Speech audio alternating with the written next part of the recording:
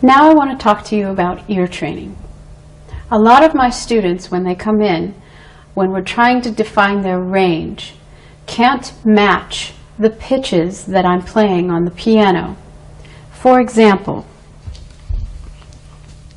when I play a note and I ask the student to sing the same note, they sing something else. La, la, la.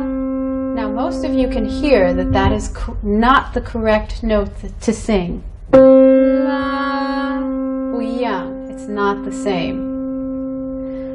What we need to do is train our ears to hear the right note and sing the same note. So when I hear this note,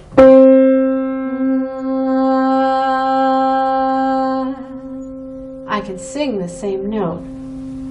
So a good way to practice this, matching pitch, is to start by just playing notes and singing them and making sure that they're the same notes.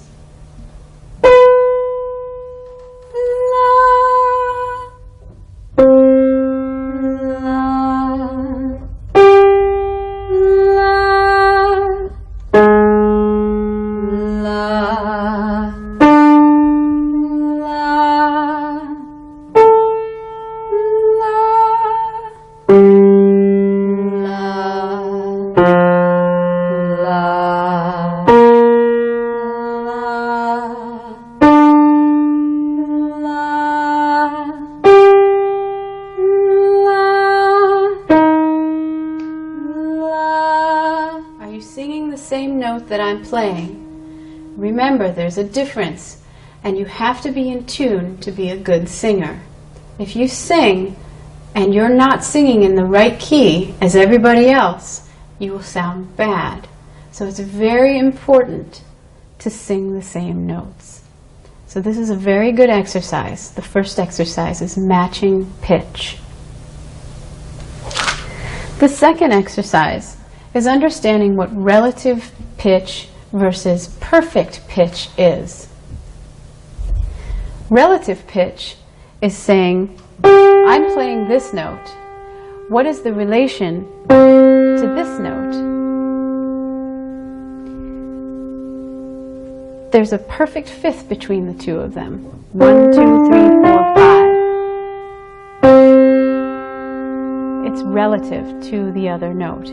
Perfect pitch, only a few people have this, but when I ask someone to sing a note, sing a G or sing so, they automatically know so, G, they know it. It's just in their heads. That's perfect pitch. Most of us have relative pitch. So relative pitch has to be developed. You have to learn how to understand the relationship between the notes. So what I'm going to try to teach you now as a vocalist is to understand the differences between the notes. It's quite simple. We have a scale. Do, re, mi, fa, sol, la, ti, do. Do, ti, la, sol, fa, mi, re, do. And then we have the notes in between. Do, re, mi, fa, fi, sol, si, la, mi, do. All of these notes, when you play them this way, this is called a chromatic scale. And chromatic means that there's only a half step between each note. This is a half step. This is a half step. This is a half step. Half step. All the way up and all the way down. There's also, of course, a whole step. A whole step sounds like this. Do, re, do, re, do. A half step sounds like this. Do, di, do, re, do.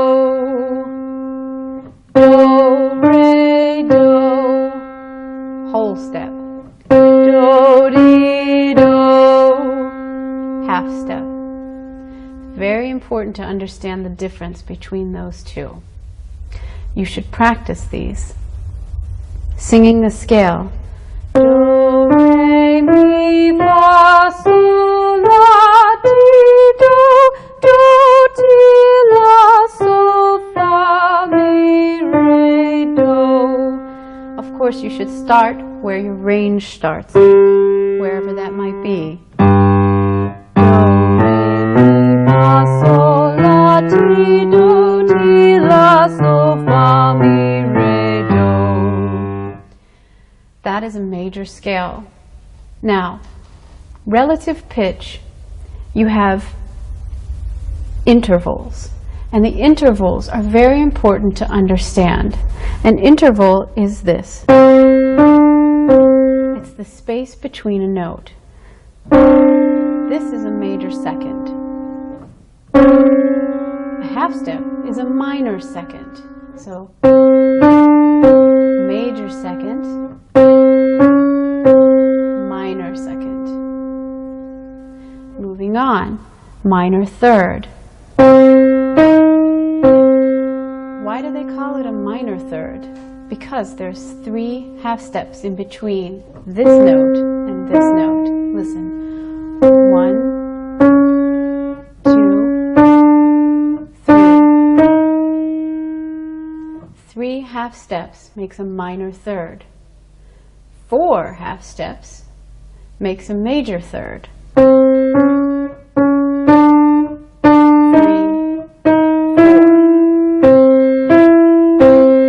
That's a major third. Do, mi, do, do, mi, do. You can hear the difference. One is happy, one is sad.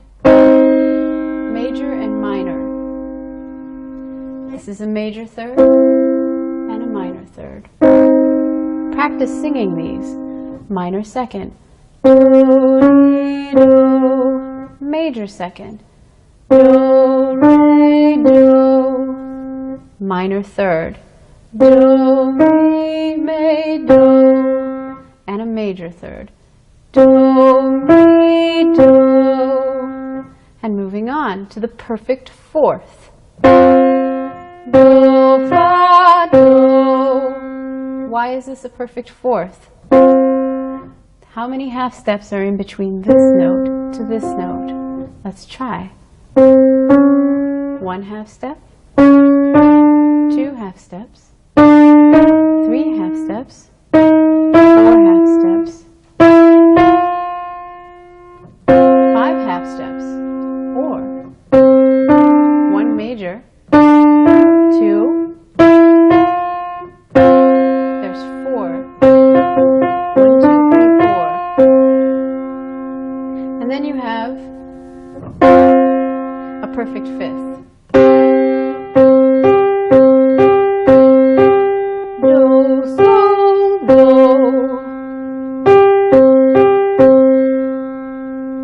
I'm leaving out this one note. I'll come back to it. And then minor 6.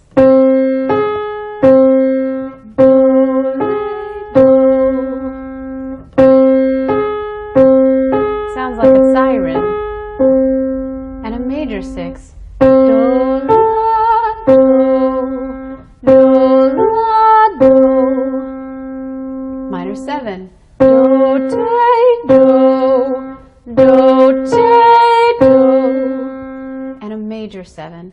Do, te, do, do, re, mi, fa, sol, la, ti. That's 7 notes. 1, 2, 3, 4, 5, 6, 7. And a major 8, or what we call an octave. Badu. So when you're practicing intervals, you can just practice them like this. Do, re, do, do, re, do, do, mi, do, do, mi, do, do, fa, do, do, fi, do, do,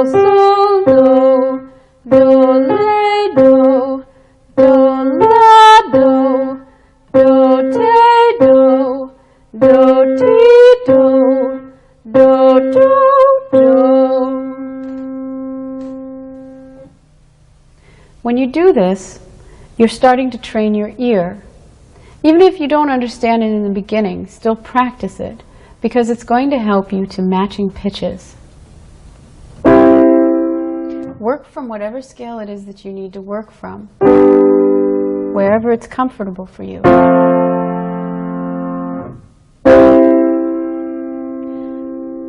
Sometimes when I was on the bus, I would practice them. I would say, okay, I'm just going to sing a major third. La, la, la. Now I'm going to sing a perfect fifth.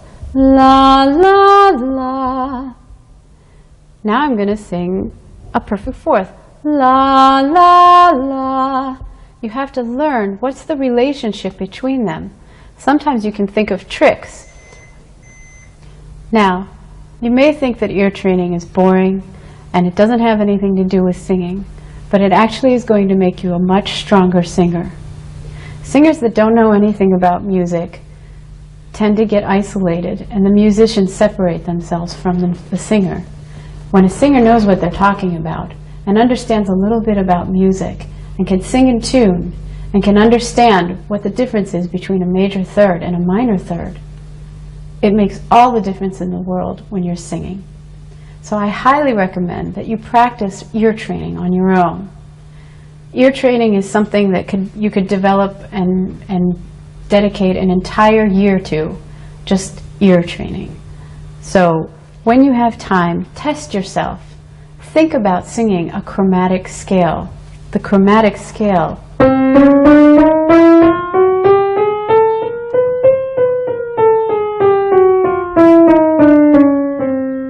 Can you sing that without the piano? Do, di, re, re, mi, fa, fi, sol, si, la, li, ti, di, do. See, I messed it up. It's a very difficult thing to do. Do, di, re, mi, fa, fi, sol, si, la, li, ti, do. Am I on the same note? You have to practice it. Do, di, de, la, le, sol, se, fa, mi, me, re, re, do. This is something that takes time. When I think about intervals, I think about feelings that come from it. When I play a minor second, it sounds kind of strange. You know, it gives that strange sound to the music. So if two singers are singing this note and this note together, it makes a tension. If they're singing these two notes together, it's kind of interesting. When they sing these two notes together, a minor third, la, la, sounds kind of sad. La, la, major third, very happy.